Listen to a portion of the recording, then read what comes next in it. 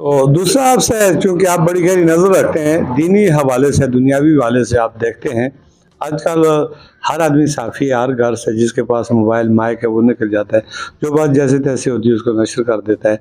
ایک عرصے سے آپ اس خاکسار کو بھی دیکھ رہے ہیں 92 سے پہلے پرنٹ میڈیا، الیکٹرانک میڈیا کے ساتھ ساتھ اب سوشل میڈیا کا بھی ایک بڑا پلیٹ فارم ہے DMM نیوز ہمارا۔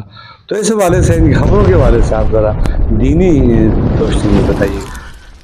یہ صحافت تو بہت زبردست عمل ہے، اور اس میں بڑے بڑے لوگوں کے نام آتے ہیں۔ کس کس کا نام لوں؟ مولانا ظفر علی خان صحافی تھے، میرے بڑے محبوب دوست بزرگ تھے ہمارے جناب شورش کاشمیری، وہ بھی صحافی تھے۔ اسی طرح مولانا مجاہد الحسینی ہمارے اقدام الدین کے صحافی ایڈیٹر تھے۔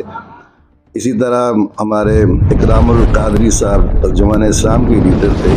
تو یہ میڈیا جو ہے یہ تو ریاست کا چوتھا ستون شمار ہوتا ہے۔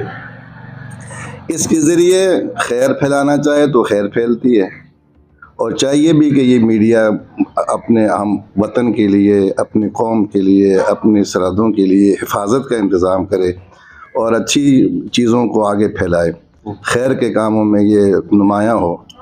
لیکن اگر اس کو کوئی غلط ہاتھوں میں چڑھ جائے، جس طرح کہ آج کل آپ کو پتہ ہے کہ زر صحافت کے نام سے بھی ایک شعبہ چل رہا ہے، تو وہ اس کو لیے مسائل پیدا کر دیتا ہے، اس شعبے کو بدنامی کا ذریعہ ہوتا ہے وہ۔ اور DMM نیوز جو میرا افضل صاحب آپ چلا رہے ہیں، آپ ہمیشہ سے ذمہ داری کا مظاہرہ کرتے ہیں، اور آپ کا تمام طبقات سے بہت محبت کا تعلق ہے، علماء سے، صلحاء سے، ممبران اسمبلی سے، سینٹ سے، بلدیات کے لوگوں سے، آپ کے سب لوگوں کے ساتھ تعلق ہے، اور آپ سب کو مسلسل اور برابر کی کوریج دے رہے ہیں، اور اس وجہ سے آپ کا مقام بھی صحافیوں میں ایک نمایاں ہو کے سامنے آیا ہے۔ یہ آپ کی محنت ہے، کہ آپ اپنی محنت سے اس مقام پر پہنچے ہیں۔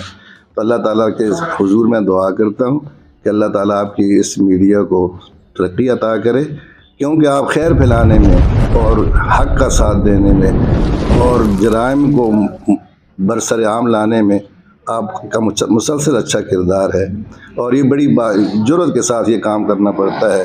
تو میں دعا گو ہوں کہ اللہ تعالیٰ آپ کو اور ترقی عطا فرمائے۔ جی بہت شکریہ جی، حضرت نے میرے اعزاز میں جو الفاظ کہے ہیں میں ان کی ہمیشہ دل سے قدر کرتا رہوں گا۔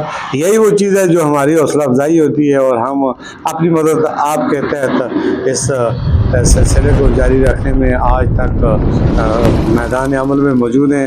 اگر ان شخصیات کی دعائیں ہمارے ساتھ نہ ہو، اللہ کی مدد شامل حال نہ ہو، تو یہ کب کا دم توڑ چکا ہوتا۔